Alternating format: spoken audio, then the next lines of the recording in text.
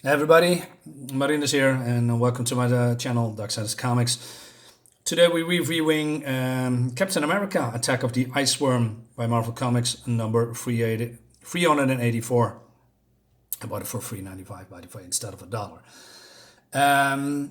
Yeah, this is a fun short comics drawn by Ron Lim, and it's written by Mark Grunwald. And I love Ron Lim. Ron Lim is a great artist from that time, from the 90s. And I have a lot of comics with him. But through the years, he just faded away, I guess, which, yeah, it always happens with characters, with artists or writers. They just fade away and then you don't hear much from him, people anymore. And that's a shame. He has some dynamic art style that I like. And on this one as well, we see here Captain America running on a treadmill, and there's some problems with his powers. Yeah, he doesn't really have powers, but at the same time, he has the super soldier serum running through his veins, and it gives him enhanced stamina, also some strength, agility, etc., etc., and some regenerative capabilities, I guess. And there's some problems with this, and there's a doctor here examining him. And then Steve Rogers, Captain America, explains how he got his powers, how he became Captain America, that he was frozen in ice, but also that he was, fighting with a partner called Demolition Man.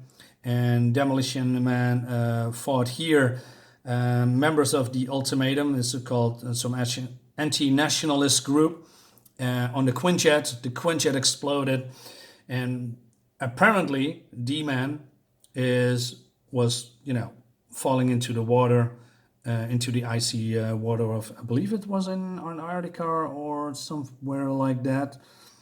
But Captain America couldn't find him, but he feels that he is still alive. So there's a woman coming in and said, "Hey, Eskimos worship man in frozen ice." And of course, Steve Rogers said, "What? Hey, it could be D-Man."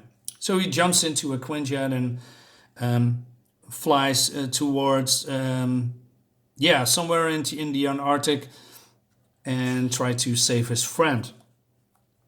But then we see some Eskimos here, and Steve Rogers says, "Greetings, my name is Captain America. Do any of you speak English?" And that's what I imagine in my head when Captain America talks. And so he explains to them that there's a man in frozen ice and he wants to find him, and they bring him to this goo in ice, and basically you see here Captain America trying to free him. But this Eskimo says, "No, you don't want to do that. There's a demon here. We cannot let it out." And Captain America, of course, cannot understand what he is saying. Then the ice is cracking, and the mysterious figure we see here is, well, he is still in there. But what is really coming out is a giant ice worm, and it attacks immediately Captain America. And speaking of the art of Ron Lim, by the way, I really love these kind of sequences as in comics. We see here Captain America jump on this, well, whatever it is, ice thing, and he jumps backwards, grabbing the ice worm. And this transitions, we don't see that much in comics anymore. And it's nice little detail that I really enjoyed back in the day. And so Captain America is attacking him, but somehow the worm gets a hold of him and swallows him, sucking him in. And then we see him here in the belly of the beast, by the way, and the fluids that is surrounding him is ice cold. So he thinks, you know what, I'm gonna die. But there's some mysterious figure here grabbing onto him and freeing him. But this guy here, we think, hey, that's Iceman, right? No. It's Jack Frost. Who is Jack Frost? I don't really know. I don't know the character, but he was somehow a member of the Liberty Legion, probably back in the 40s or something. I don't know if there's many stories about Jack Frost, but he's completely different than the Iceman we know, Bobby Drake. Um, and he explains that when Captain America was in the belly of the beast, his body warmth just awoken his hibernation. He used his shields to break through the body of the stomach of the ice worm and freeing him and Captain America. And Jack Frost basically explains how he got there, and he says that he was in suspended animation. He was wandering around the ice plains, and the worm found him, attacked him, and basically swallowed him as well.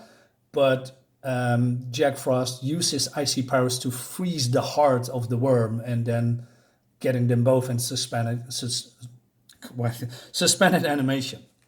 So the ice worm is attacking them again, and then we see something cool, in my opinion. We see this guy, this Eskimo, who is a very religious person because he thinks this is an ice god and that his sacrifice will save his people. And then we see also clearly that Jack Frost is very different from Bobby Drake, because Bobby Drake, in my opinion, comes over as more as a jokey guy and sometimes insecure. He talks a lot. He works in a group, of course, the X-Men, and we see here Jack Frost, throwing an icicle, generates an icicle, throwing it into the mouth, and then also jumps on his ice bridge that the worm shatters. He uses immediately his powers to save Captain America and generates an ice storm to subdue the worm. He's very aggressive and forward in his powers, and I like that.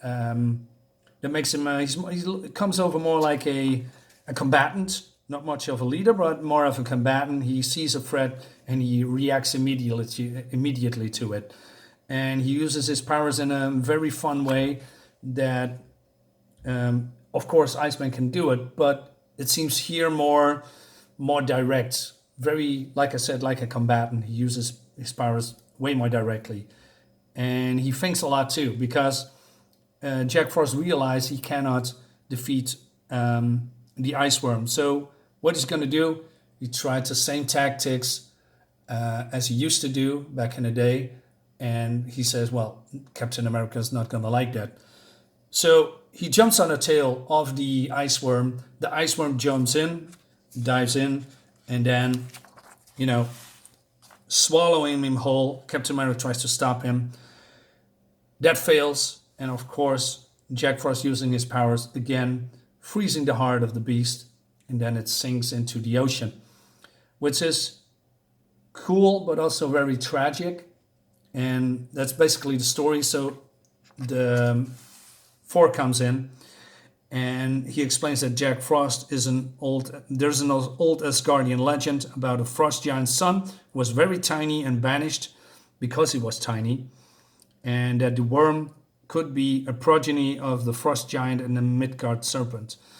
And the last shot we see is that D-Man is still in ice. So Captain America was near his body, but he didn't see it.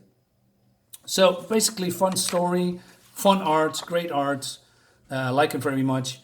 It is a tale of let's say we introduced to a person, a character that we don't see much anymore or at all. And it was fun for me to see that, hey, I was surprised because we all thought, hey, this was Iceman. But he's not. He's a totally different character that I actually like. And it's a shame we don't see him anymore in other comics. But I can imagine why, because two Icemans running around could be half problematic somehow. But on the other hand, we have thousands of Spider-Mans and Wolverines. So, yeah, who cares? I like Jack Frost, and it's a tale about heroism and sacrifice with a tragic ending, but also, like I said, what I'm trying to say, he offers himself to. He gave his life up to save maybe the world, maybe the people who are on the area, and yeah, it's tragic, but yeah, I like this comic a lot. Yeah, good comic. Maybe you can pick it up in the local comic store for maybe $1 or less or more. Thank you for watching anyway. Subscribe to my channel if you like my videos. And well, I'll see you next time.